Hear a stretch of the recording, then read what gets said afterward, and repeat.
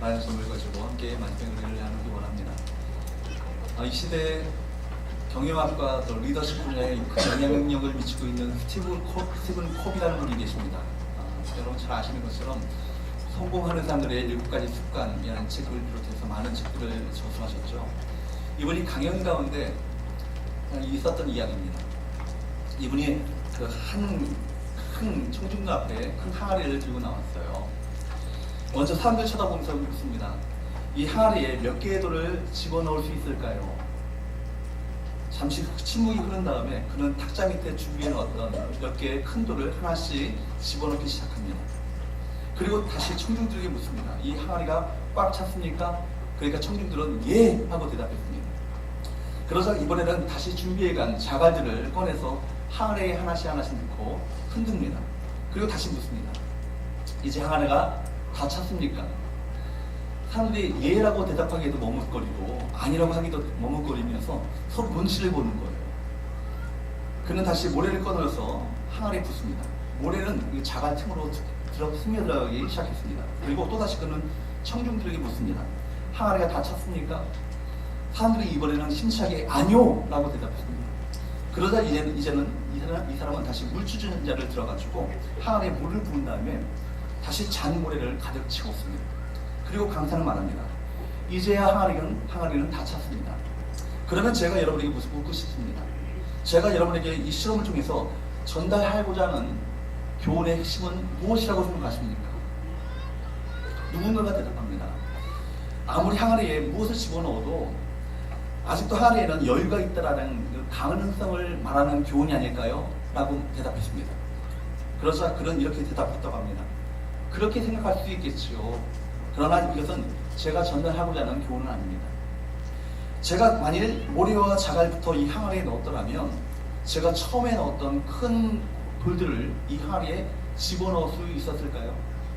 제가 전달하고자 했었던 중요한 가르침은 중요한 것을 제일 먼저 해야 한다는 중요한 가르침입니다. 여러분, 우리에게 우선순위의 혼란이 일어나게 되면 우리 삶이 뒤죽박죽하게 되시죠. 아무리 바쁘게 열심히 일하고 정말 중요한 해야 할 일을 성취하지 못하는 그런 일이 우리 가운데 일어날 수 있습니다. 이것은 우리 모든 삶의 영역에도 마찬가지입니다. 심지어 우리 교회 사역에도 마찬가지인 것이죠. 교회에서도 우선순위가 있다는 것입니다.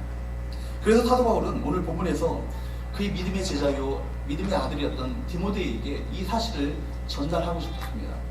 너희가 있어서 사역에 있어서 모든 삶에 있어서 우선순위가 있다. 믿음의 아들 디모데에게 가르치고 싶었던 우선순위는 과연 무엇이었을까요? 뿐만 아니라 오늘을 살아가는 우리 모든 성도들, 우리 성원계 성도들에게 참 우선순위가 있다면 과연 어떤 것이 우선순위일까? 제가 3가지를 여러분에게 말씀드리고자 합니다. 첫 번째, 우리에게 우선순위는 무엇일까요? 무엇이라고 생각하십니까? 예배? 그것들이 되겠지만 가장 우선순위는 기도입니다. 여러분, 본문 2장 1절은 이렇게 어떻게 시작합니까? 내가 첫째로 권하노니라고 시작합니다. 그런데 이 말씀 앞에는요, 이런 내용이 있어요. 디모데전서 1장 18절, 19절 제가 읽지 않았지만 18절과 1장 18절, 19절을 한번 읽어보도록 할까요? 함께 있습니다. 시작. 아들 디모데야, 내가 내게 이름으로써 명하노니 전에 너를 지도한 예언을 따라 그것으로 선한 싸움을 싸우며 믿음과 착한 양심을 가지라. 어떤 이들은 이 양심을 버렸고 그 믿음에 관하여는 파산하였느니라. 아멘. 너희가 어떤 싸움을 싸우라고요? 선한 싸움을 싸우라고. 믿음의 선한 싸움을 싸우고 믿음과 착한 양심을 가지라. 그러니까 이 땅에서 말씀을 따라서 우리가 선한 싸움을 해야 되는 거예요. 그리고 믿음과 양심을 따라서 이 땅 가운데 살아야 되는 우리가 모두입니다. 믿음의 선한 싸움 가운데 누구도 예외가 될 수 없습니다. 근데 그 믿음의 선한 싸움을 싸우게 될 때 너희가 무엇을 해야 되는가? 그렇게 말하면서 2장 1절에 뭐라고 시작한다고요? 내가 첫째로 권하노니 이렇게 말씀하고 있는 거예요. 여기 계속되어지는 교훈 가운데 둘째, 셋째가 없는 거 보면 첫째로 권하노니라는 얘기는 첫째, 둘째, 셋째 순서를 얘기한 것이 아니라 우선적으로 너에게 필요한 것이 무엇이냐면 우선순위가 뭐냐면 그런 얘기입니다. 우리가 믿음의 선한 싸움을 싸우며 또 목회를 감당하게 될 때 무엇보다도 중요한 것이 있는데 그 우선순위는 뭐다? 기도다. 따라해보세요. 기도가 우선순위입니다. 다시 한번 합니다. 기도가 우선순위입니다. 이렇게 좀 절 도와주십시오. 여러분, 교회를 섬기고요, 사람을 섬기는 가운데 깨닫게 되는 것은요, 우리 사역의 장에서 아무리 이루어지는 모든 의미 있는 일들은 우리가 아무리 애를 쓰고 힘을 써도 되는 것이 아니라는 것입니다. 무엇을 통해 오게 되는 거예요? 기도를 통해 오게 되는 것입니다. 여러분, 그래서 교회는요, 기도의 공동체임을 우리가 절실하게 깨닫게 되는 것입니다. 오늘 본문은 기도에 대한 교훈을 주고 있어요. 하나님 안에서 가장 위대한 삶을 살아가는 사람들은요, 다른 이들이 아니라 기도하는 사람입니다. 말만 그렇게 하는 것도 아니고요, 생각만 그렇게 하는 것이 아니라 정말로 실제로 시간을 내어서 하나님께 기도하는 사람들, 그들 중에 하나님의 역사가 나타나고, 그들 중에 하나님의 능력이 나타나고, 그들 삶 가운데 하나님의 응답에 놀라운 축복들이 임하게 될 것입니다. 아멘. 여러분, 그렇기 때문에 기도하는 것, 그것은 내 힘으로 할 수 없다는 것을 인정하는 것입니다. 기도하는 것, 그것은 하나님의 은혜가 네 삶 가운데 절실하게 필요하다는 것을 인정하는 것입니다. 기도하는 것, 그것은 바로 하나님의 능력이 내 삶 가운데 개입하셔서 역사하셔야 한다는 것을 인정하는 것입니다. 기도하는 것, 그것은 하나님의 뜻대로 내 생각과 내 고집이 아니라 하나님의 뜻대로 살겠다라는 믿음의 결단인 것입니다. 여러분, 정말로 하나님의 뜻대로 살지 않으면 우리 삶은 헛된 삶이 되고 가는 거예요.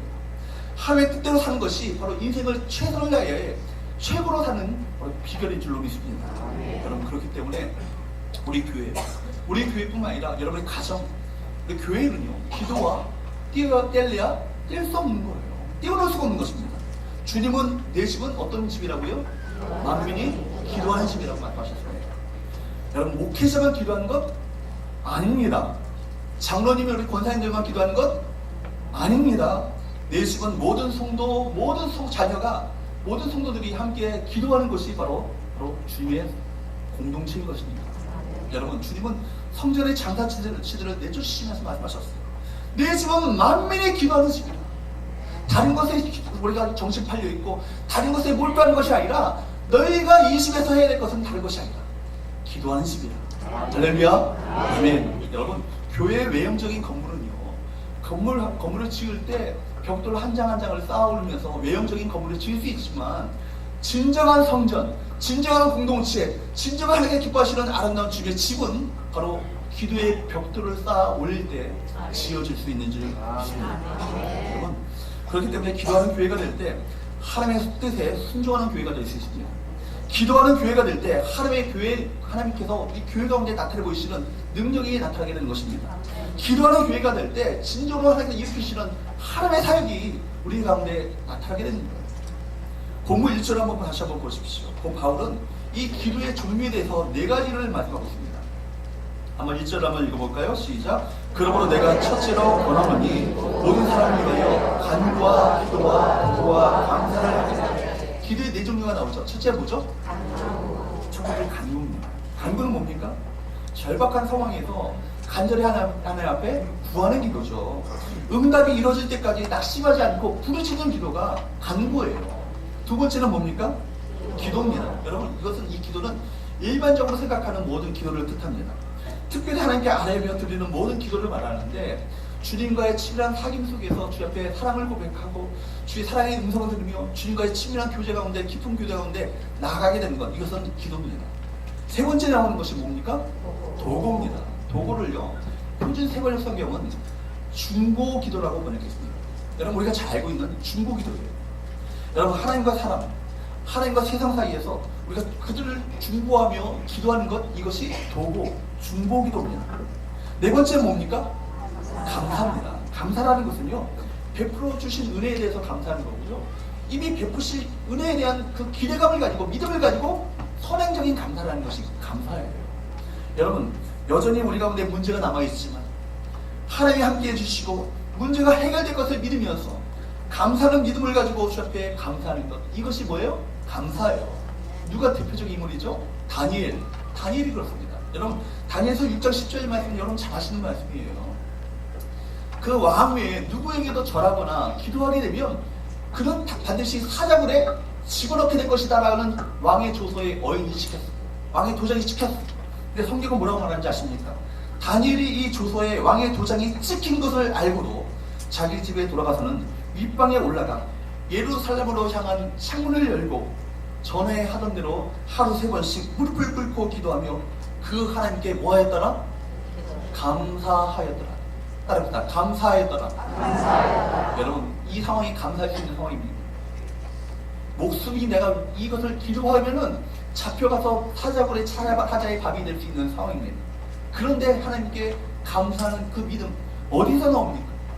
하나님을 신뢰하기, 하나님의 성품을 의지하기, 그 하나님을 알았던 그 다니엘, 그렇기에 다니엘은 그 믿음을 가지고 하나님 앞에 감사할 수 있었던 것입니다. 이런 사람은요, 세상이 그를 감당할 수 없습니다. 세상이 그를 공격할 수 없습니다. 그를 쓰러질 수 없습니다. 마침내 세상을 이기는 믿음으로 서게 되는 것을 바로 우리 보게 됩니다. 여러분, 기도하면 어떻게 됩니까? 다니엘은 사자굴에 들어가게 됩니다. 그걸 알면서도 다니엘은 변함없이 하나님께 기도하며 감사하고 있습니다. 죽을지도 모르는 이 위급한 상황 가운데 감사 기도를 드리고 있는 거예요. 이런 사람, 여러분, 환경이 그걸 제한했습니다. 교회에서 우리 기도한다고 할 때 바로 오늘 말씀드렸던 간구와 또 뭐? 기도와 또 뭐요? 보고와 감사, 이 4가지가요 자연스럽게 이런 삶 가운데 흘러나가야만 합니다. 우리 공동체 가운데 이 기도 가운데 이 4가지 기도가 항상 자연스럽게 흘러나와야 되는 거예요. 성도는 이런 기도와 함께 사역해야 합니다. 교회에서 왜 이런 기도의 사역이 왜 필요합니까? 여러분, 교회에 이런 기도가 없다면 어떤 문제가 생깁니까? 여러분, 우리는요 이런 기도가 없이도 얼마든지 일할 수 있습니다. 전통을 가지고 할 수도 있고요, 또 조직으로도 할 수 있습니다. 그런데 기도 없이 일하는 것과 기도를 가지고 기도하면서 일하는 것은요 엄청난 차이가 있습니다. 기도로 일하는 것과 기도하지 않고 내 힘과 내가 갖고 있는 자원과 전통과 조직을 가지고 일하는 것은요 천지 차이의 차이가 있다는 거예요. 여러분, 기도가 없이 일하면 우리가 갖고 있는 한계를 뛰어넘을 수 없습니다. 그런데 기도로 일하면 기도의 크기만큼 일합니다. 사람의 크기가 아니라 하나님 사이즈의, 하나님 크기의 일이 우리 삶 가운데 나타나게 되는 것입니다. 여러분, 사람 크기 이상의 것을 하기 위해서는 기도로 일해야 합니다.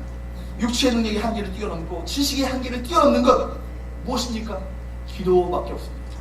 기도가 있을 때 기적이 일어납니다. 이르시기를 축복합니다. 여러분, 홍해 앞에 서 있는 이스라엘 백성들을 보십시오. 여러분, 만약 수영으로 홍해를 건너가는 거 생각해 보십시오. 몇 명 건너갈 수 있을까요? 잘하는 수영 선수 한두 명은 건너갈 수 있겠죠. 그러나 홍해를 건너가는 것은 육체의 힘으로 불가능합니다. 기적이 일어나야 되는 거예요. 40년 동안 광야에서 사는 가운데 이스라엘 백성들은 씹지도 않고 거두지도 않았습니다. 물 한 모금 나지 않는 광야에서 수백만 명의 사람들이 굶어 죽지 않고 어떻게 생활할 수 있었겠습니까? 사람의 머리, 사람의 생각, 사람의 이성으로는 이것은 불가능합니다. 하나님의 능력, 하나님의 힘으로 가능한 것입니다. 기도할 때 기적이 일어났습니다. 기도할 때 홍해가 갈라졌습니다. 기도할 때 여리고성이 무너졌습니다. 기도할 때 반석에서 샘물이 나왔습니다. 기도할 때 만나와 메추라기가 내려서 그들을 먹이시고 그들을 살렸습니다. 기도할 때 전쟁 가운데 승리했습니다.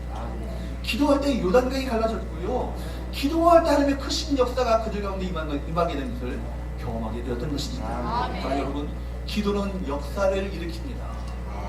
우리가 일하는 것보다 기도로 일하게 될 때 하나님께서 친히 일하십니다. 믿으시길 축복합니다. 여러분, 하나님의 일을 하게 되는 거예요. 기도가 일하게 될 때 역사가 나타납니다. 기도가 일하게 될 때 이런 마른 뼈가 살아나는 엄청난 군대가 되어지는 놀라운 역사가 우리 가운데 나타나게 됩니다. 여러분, 마른 뼈가 살아나 아름다운 이 모든 아름다운 영적인 군대가 되어서 이 세상 가운데 어둠의 권세를 파는 놀라운 기적이 우리 교회 가운데 나타날 수 있기를 주님으로 축복합니다. 두 번째, 여러분, 어떤 기도를 해야 될 것인가? 그렇다면 어떤 기도를 해야 될까요? 따라합시다. 중보기도. 2절과 3절을 한번 보도록 할까요?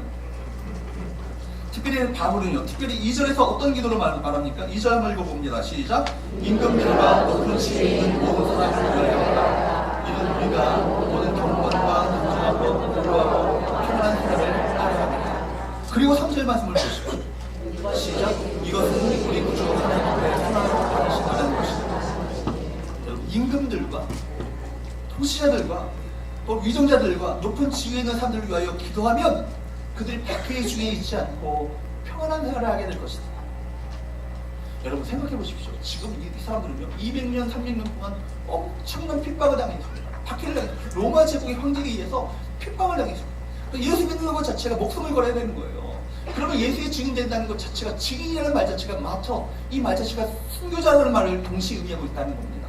예수의 증인된다는 것은 내가 예수님을 위해서 목숨을 걸겠다는 얘기예요. 목숨을 버리겠다는 거예요.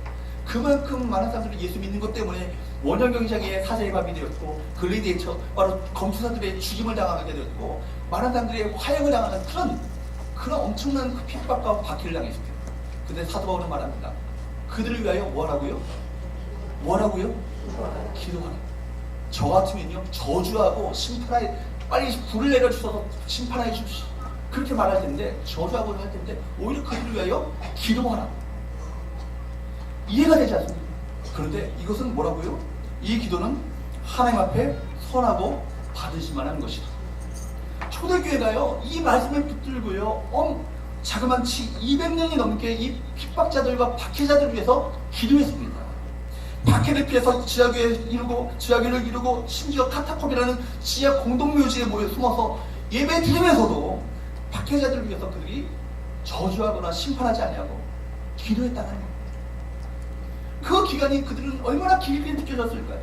하나님 속히 응답하여 주십시오라고 외쳤지만 그 기간이 속히 이루어지지 않은 것처럼 느껴지는 그 상황 가운데, 그러나 그들은 낙심치 않고 하나님께 그 기도를 간절히 믿음을 가지고 드렸습니다. 그랬을 때 하나님께서는 그 기도를 잊지 않으시고 듣고 계셨습니다. 마침내 주호 313년에 콘스탄틴 황제가 밀라노에서 기독교를 공인한다는 칙령을頒布합니다. 그 이후에 그 교회가 엄청난 속도로 부흥하며 성장하게 되어지는 역사가 나타나게 되었던 것입니다. 여러분, 왜 중보기도를 하는 사람이 되어야 합니까?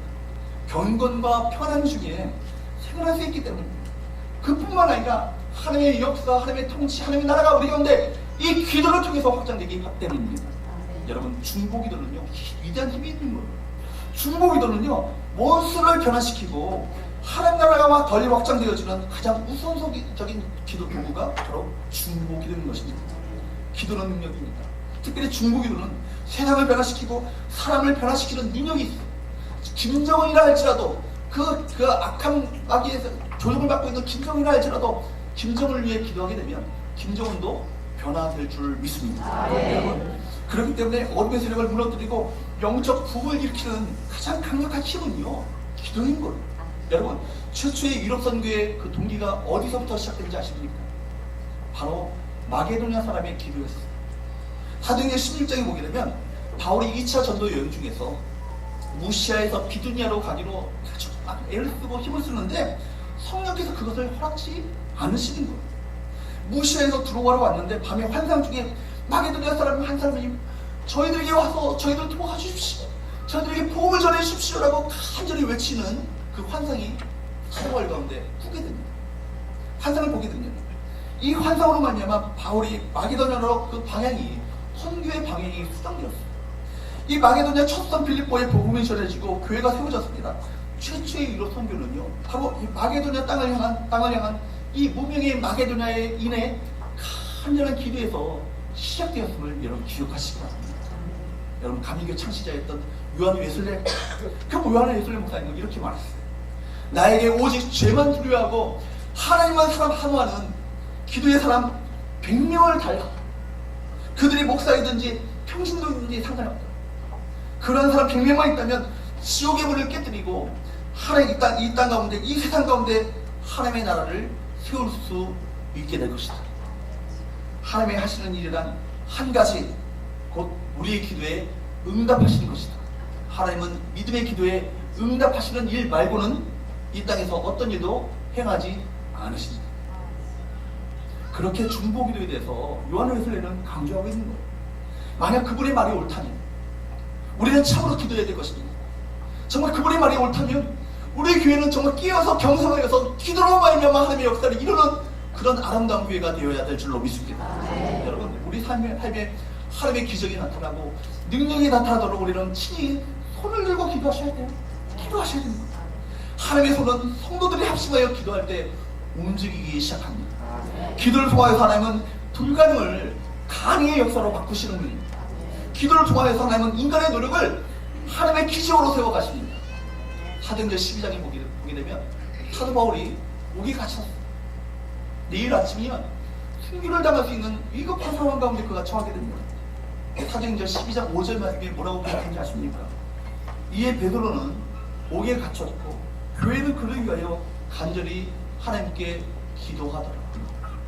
이에 베드로는 옥에 갇혔고 교회는 그를 위하여 간절히 하나님께 기도하더라. 생각해 보십시오. 베드로가 처한 상황은요, 교회 전체적으로 또 얼마나 위급한 급박한 상황입니까? 초대교회의 위대한 지도자 야고보가 죽게 됐어.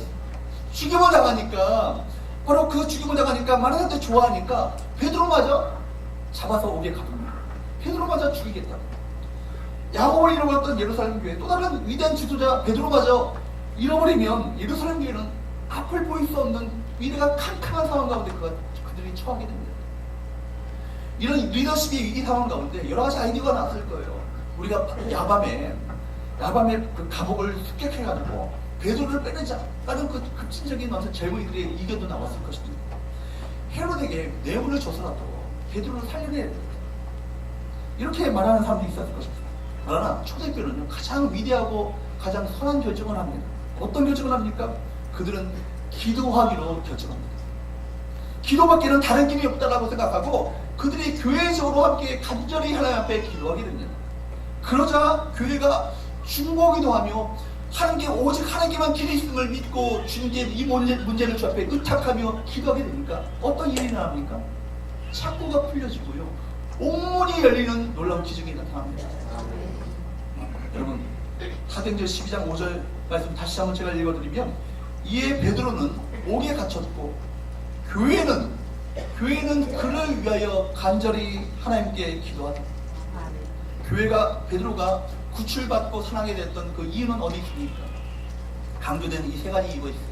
첫 번째는요, 교회적인 기도예요. 교회 전체가 같이 기도했어요. 두 번째는요, 교회에 간절한 기도가 있었습니다. 그리고 세 번째는 교회에 간절하고도 지속적인, 낙심치 않고 기도하는 지속적인 기도가 그 가운데 있었던 것입니다. 본문에 나타나는 이 바로 사도행전 12장 5절에 나타나는 옥문이 열리는 기도는요, 단순히 교회 개인의 기도뿐만 아니라 이 베드로라는 개인을 위한 공동체적인 중보 기도가 있었을 때 그 하나님의 역사가 나타나게 되었음을 여러분 기억하시기 바랍니다. 많은 사람들이 이렇게 이야기합니다. 이제 이 땅에는 부흥이 지나가 버렸다. 이 땅에는 더 이상 부흥이 일어나지 않는다. 부흥이 한번 지나간 땅에는 다시 뿌리 붙지 않는다. 누가 그렇게 결정했습니까? 모두가 다 사람의 생각일 뿐입니다. 모두가 다 인간적인 생각일 뿐이에요. 하나님께서 붙이시면 다시 뿌리 붙을 줄 믿습니다. 여러분, 하나님께서 일으키시면요, 부흥의 역사가 우리 가운데 다시금 불어오게 되는 거예요. 이 땅에 부흥이 지나가 버린 것이 아니에요. 교회가 다시 일어나, 이 땅 가운데 조국교회가 다시 마음을 같이해서 합심하여서 일어나 부흥을 위해서 기도하고 이 땅을 위해서 기도하게 될 때 바로 그 기도를 들으시고 이 땅의 황무함을 거두시고 부흥의 역사를 우리 가운데 나타내 보여 주실 줄로 믿습니다. 세 번째, 마지막으로, 그렇다면 누가 기도해야 하는가? 누가 기도해야 하는가? 남자들이. 8절 한번 보십시오. 8절 시작. 그러므로 각처에서 남자들이 분노와 다툼이 없이 거룩한 손을 들어 기도하기를 원합니다. 아멘. 사도 바울이 누가요? 남자들이 어떻게 해요? 분노와 다툼이 없이 거룩한 손을 들어 기도하기를 원합니다. 여자들은 기도에 안 해도 되나요? 제가 생각할 때는 이것은 여자들이 기도는 필요 없다는 얘기가 아니라, 예나 지금도 누가 기도 많이 해요? 남자들 죄송합니다. 누가 기도 많이 해요? 평균적으로 대한민국도 뿐만 아니라 세계 열방을 다 봐도요, 여자들이 기도를 더 많이 합니다. 예나 지금이나 기도 그 당시에도 여자들이 더 기도에 더 힘썼었던 것 같아요. 그러니까 이제는 남자들도 너희가 분노와 다툼을 버리고 기도하기를 힘쓰기를 원한다. 할렐루야. 아멘. 아멘. 여러분, 분노가 없어야 됩니다. 우리가 용서하고 화해를 하고 기도해야만 합니다. 분노와 우리 다툼이 있게 되면 기도의 줄이 막혀요. 응답이 막히는 거예요. 그렇기 때문에 다툼이 없어야만 합니다. 화가 나고 참고요, 속이 상해도 참는 사람, 믿음으로 이것을 이겨내는 사람, 그 삶 가운데 놀라운 기도의 응답이 임하게 될 줄을 믿습니다. 여러분, 우리의 손, 이 손으로요, 남을 때릴 수도 있고 상하게 할 수도 있습니다. 죽일 수도 있어요. 손으로. 그러나 남을 도울 수도 있습니다.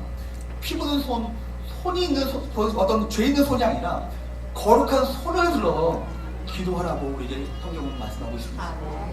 남자가 기도할 때 가정이 흔들리지 않습니다. 아버지가 기도할 때 자녀들이 흔들리지 않습니다. 여러분, 이 자리에 계신 아버지 여러분, 이 자리에 계신 우리 아버지가 될 우리 청년 여러분, 또 뿐만 아니라 우리 모든 성도 여러분, 우리가 열심히 우리가 수고해서 땅을 소유하게 된다면 그것은 귀한 일이에요. 그러나 땅만 소유한다면 그것은 땅에 불과할 것입니다. 하나님께서 주시는 그 꿈이 그 땅 가운데 심겨지지 않으면 그 땅은 그냥 땅에 불과해요. 여러분이 열심히 수고해서 집 한 칸, 아파트 한 칸 장만한다면 그건 귀한 일입니다. 그러나 집만 가지고 있다면 그것은 역시 집에 불과합니다. 그냥 집일 뿐이에요. 하나님의 비전이 심겨지고 하나님의 소원이 심겨지지 않은 그 집이란, 아무리 아파트란 공거리란 아무런 의미가 없는 거예요. 하나님을 위해서 쓰임받는 집이 될 수 있기를 축복합니다. 하나님을 위해서 드려지는 땅이 될 수 있기를 축복합니다. 하나님을 위해서 비전을 품고 하나님의 임재와 능력이 나타나는 가정이 될 수 있기를 주님으로 축복합니다. 교회도 마찬가지예요. 하나님의 사명이 붙들리지 않는 그런 교회라면, 하나님의 비전에 붙들리지 않냐고 사람의 생각에 의해서 움직여지는 그 교회라면 그 교회는 교회가 될 수 없어요. 종교단체에 불과합니다. 예배 건물에 불과하고 예배하는 장소에 불과합니다.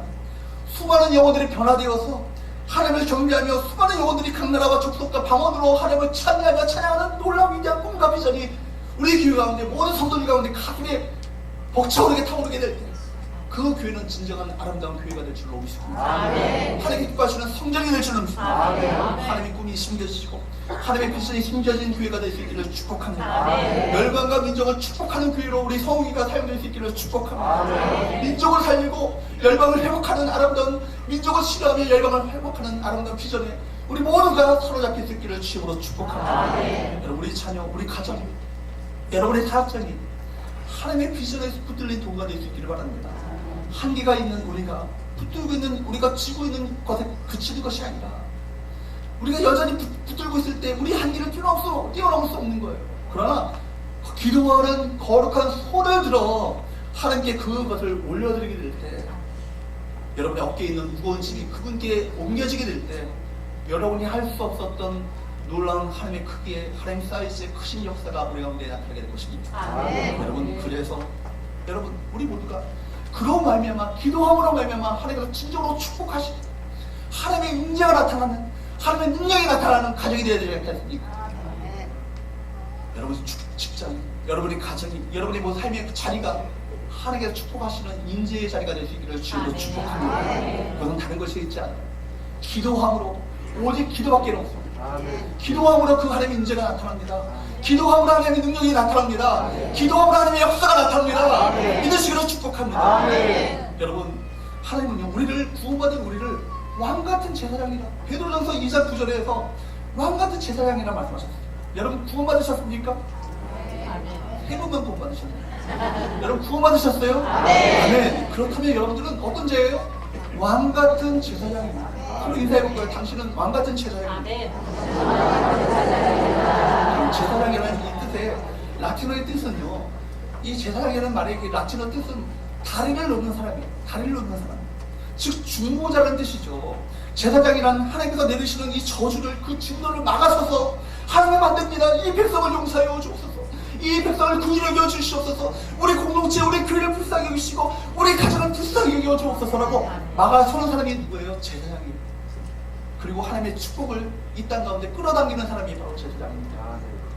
성경은 우리에게 말씀합니다. 너희는 왕같은 제사장이라. 저 또한 여러분에게 부탁합니다. 가정과 자녀에게 하나님의 약속과 비전을 심어주는 제사장이 될 수 있기를 주님으로 축복합니다. 거룩한 제사장이 되어주십시오. 축복의 제사장이 되어주십시오. 이 사명을 우리 끝까지 붙들 수 있기를 주님으로 축복합니다. 말씀을 맺겠습니다. 우리 교회에 정말 간구, 기도, 도구, 정말 우리 감사의 기도가 자유롭게 흘러갈 수 있기를 축복합니다. 영원 구원을 향한, 이 땅의 부흥을 향한 정말 중고인호가 우리 기도할 때마다 날마다 넘쳐날 수 있기를 간절히 바랍니다. 남자들이 분노와 다툼을 그치고 우리 모든 성도들이 분노와 다툼을 그치고 거룩한 손을 들어 이 교회를 위해서 우리 가정을 위해서 간절히 기도하는 믿음의 성도들 될 수 있기를 주로 축복합니다. 그런 믿음이 있을 때 우리 가운데 놀라운 하나님의 부흥의 역사가 나타나게 될 것이고 우리 성교회가 이 땅을 향한 부흥의 통로가 되어질 줄로 믿습니다. 기도합니다.